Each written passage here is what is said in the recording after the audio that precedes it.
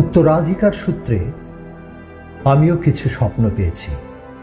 পূর্বপুরুষেরা আমাকে স্বপ্নগুলো দিয়ে গেছেন নিশি জ্যোৎস্নায়। বলেছেন একদিন স্বপ্নবাজ রাজা হয়ে যাব আমি, স্বপ্ন কেনা বেচায় হব সিদ্ধ পুরুষ। যদি রাজাসন না মেলে তবে এক পায়ে দাঁড়িয়ে গুলিস্তানের মোড়ে স্বপ্নের পায়রাগুলো দেব উড়িয়ে। পূর্ণিমার গরম জিলাপি হাতের তালুতে নিয়ে রস আস্বাদন করব। উলট কম্বলের শরবত নিয়ে ঠা ঠা রোদ্দুরে দাঁড়িয়ে থাকা ট্রাফিক পুলিশের তৃষ্ণা মেটাব। ধনন্তরী ওষুধে কামুক বৃদ্ধকে যৌবনে ফেরাব। আমার বড় স্বাদ ছিল একদিন নগর পিতার বিশাল চাবি তুলে দেব অন্ধ ভিখারির হাতে। কবিতার খাতায় আগুন দেব, গল্প লেখার অজুহাতে।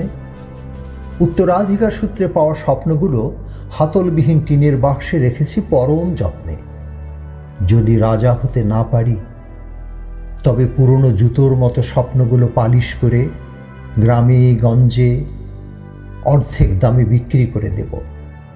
হাঁটুরেরা প্রিয়তমা বধূর জন্য সস্তায় কেনা স্বপ্নগুলো গামছায় বেঁধে ফিরে যাবে বাড়ি। শাড়ির আঁচলে বধূ তার জড়াবে শরীর।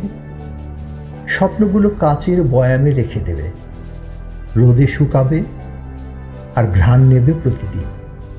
এক চিলতে রোদে মেলে দেবে ভালোবাসার চাদরে। ক্ষণার বচন মেনে দিনক্ষণ ঠিক করে কোনো এক আশ্বিন পূর্ণিমায় স্বপ্ন নিয়ে নায়র যাবে। সব ছিল ঠিকঠাক।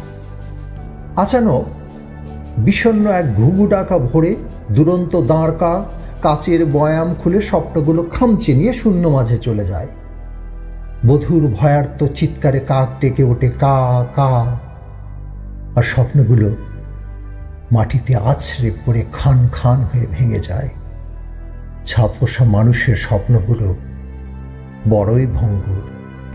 তারা জানে না তাদের স্বপ্ন দেখতে মানা।